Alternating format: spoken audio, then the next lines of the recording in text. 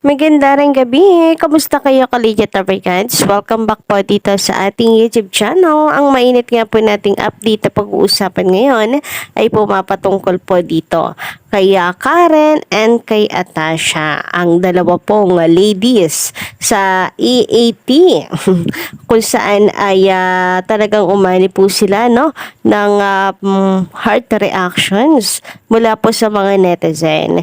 So nakakatuwa po guys na ang mga reyna po talaga ng EAT ay masasabi po natin na very relevant sa social media. Talagang inaabangan.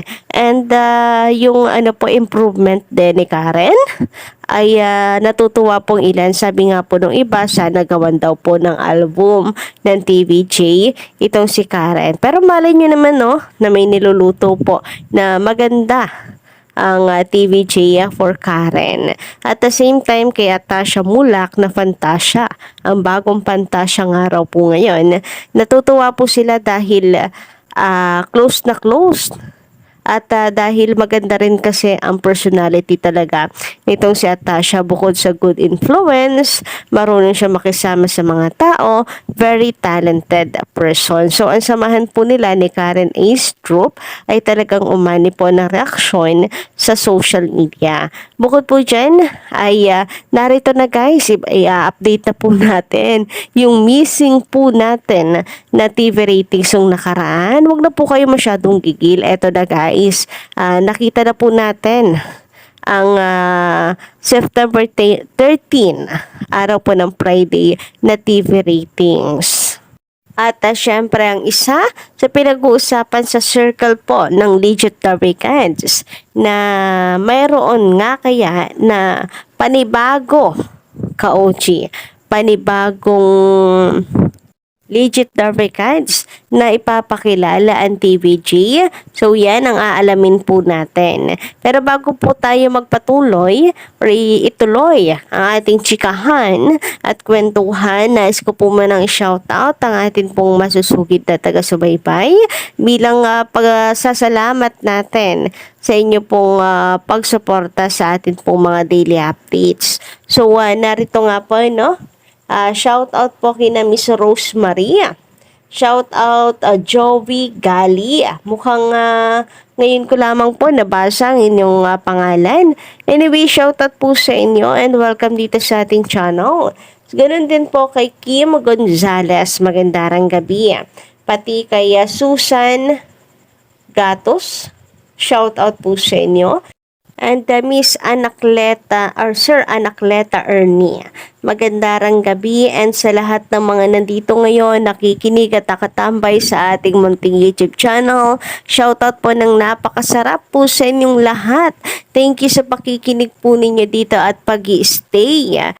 And kung kayo naman po yung mga bago lang, ngayon lang po napunta rito, welcome po. Welcome na welcome po kayong lahat dito sa ating YouTube channel. Pwede po kayong bumalik kung nais po ninyo.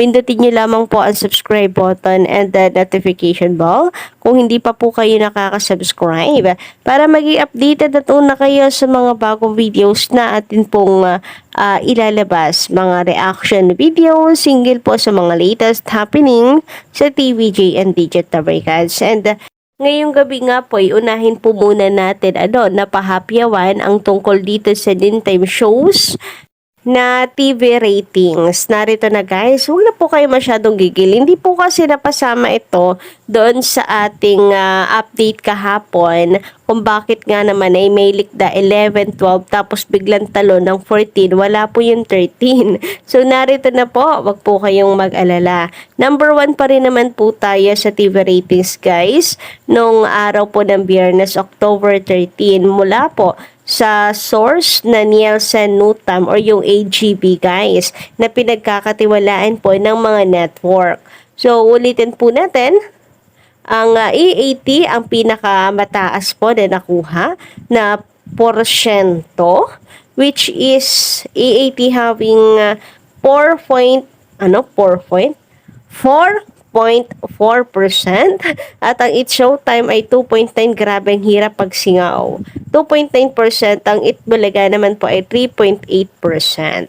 So, bali ang rank point po ay E80, sumunod po ang Itbulaga, and then pumapang ilalim po ang It's Showtime na last day po nila. Kasi yung 14, it's your lucky day na po dahil suspended na or naging effective na po ang suspension ng It Showtime. Samantala, narito naman po ang paayuda ni Miss Sylvia Sanchez tungkol po sa kaganapan kay Maine Mendoza. Marami na po kasi mga fans ang nakakamiss dito kay Maine Mendoza, and hindi po sanay na matagal pong wala si Mengkay. Kasi lagi naman po ito araw-araw noon sa Jamie 7 ay talagang present po ito. Pero mula nga po na naging busy siya and after the wedding na nabalitaan po natin ay ano na po si Mengkay, pawala-wala po sa A80, which is very understandable naman mga ka-OG. And eto nga, para po sa mga fans, mayroon pong paayuda si Miss Sylvia Sanchez na update for Maine Mendoza. Kailan nga kaya babalik po ulit si Mengkay? And sa barangay din guys, marami pong nagtatanong kailan po kaya babalik din sa barangay itong si Maine Mendoza. Kasi 'di ba, parati po siyang kasama ng jowa pa sa barangay. Lap trip din po kasi talaga pag si Mengkay ay nasa barangay din. So we are looking forward guys kasi si Kuya Pao at saka itong si Mengkay ay nasa studio, no? Kailan po kaya ulit magiging magkasama ang jowa Paumeng? Samantala, base naman po dito sa isang post sa Facebook ni Pika Pika, ayan, Karen A. Stroop, food body na agad si Atasha Mulak. Nakakatuwa guys na talagang close to close po agad yung dalawa. So sabi dito ay nakahanap na raw ng pagkakatulad ang Dabricans na sina Karen at Atasha Mulak. At iyon ay ang mahilig silang kumain sa sa E80 studio kapag commercial break. Full story sa link sa comment section. So nakakatuwa guys, no? Kain pala sila ng kain kapag break. Parang ang saya po tuloy sa E80, no? But still, kita naman po natin, they are still pretty and nakakatuwa na sila po ay close na close. Samantala, kung makikita nyo nga po dito, 14,000 guys na reaction. Grabe nga po yun. Pinusuan po ng mga netizen ang personality po nung dalawa. Nakakatuwa guys na very relevant po talaga ang mga E80 host. Samantala, pag-usapan naman po natin ang pakulo ni Lola Belen at ni Atasha kanina po sa Gimme 5. Akala po natin, grabe kinabahan din ako. Akala ko po mayroon pong technical problem. Bakit hindi lumalabas si Ellen sa screen? Kinabahan din po ba kayo ka-OG? Tapos biglang lap trip naman kasi yung kaba ko ay binawi rin naman agad ni Lola Belen. Nagtanggal ba naman ng tsinelas at balak paluin itong si Ellen. And pero ganun pa man nananatili yung yung kwan ko nalalabas pa rin si Ellen. Pero hindi guys, nabigo po tayo, hindi lumabas sa screen si Ellen. And ayun po, base sa chika ni Lola Belen, malamang nandun daw po ang manliligaw. Busy ang inyong Diyosang si Ellen. Grabe nga naman yon. And dahil dyan, ay mukhang meron po tayong aabangan na naman na serye sa Gimme 5. Grabe, nakakatuwa guys.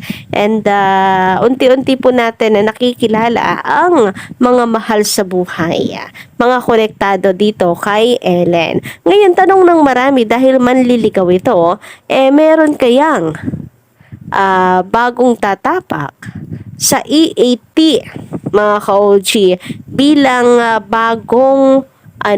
bagong collegiate Dabricans. Kasi kung matatandaan nga raw po natin ay ang sabi, parang MediaCon po ata ito, basta hindi pa nagsisimula ang E80, hindi pa sila ume-ere, ay ang balita po natin dalawa ang kanilang idadagdag na legit Dabricans. So lumabas na po ang isa, which is si Atasha. Ngayon, sino po yung isa?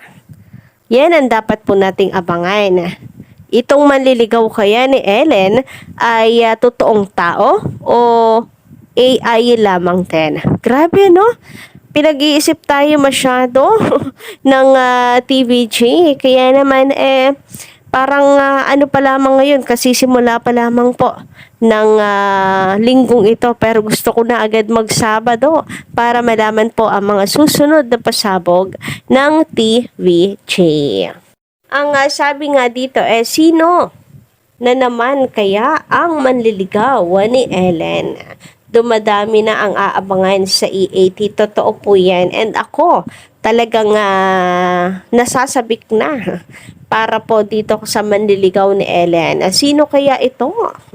And malapit na kaya natin siyang makilala? And tanong naman ni Sir Francis, ay may new Davricans kaya? So yan din ang malaking question mark. So, hanggang dito lang po muna mga ka-OG ang atin pong update. Don't forget to click the subscribe button and notification bell para po sa iba pang mga balita.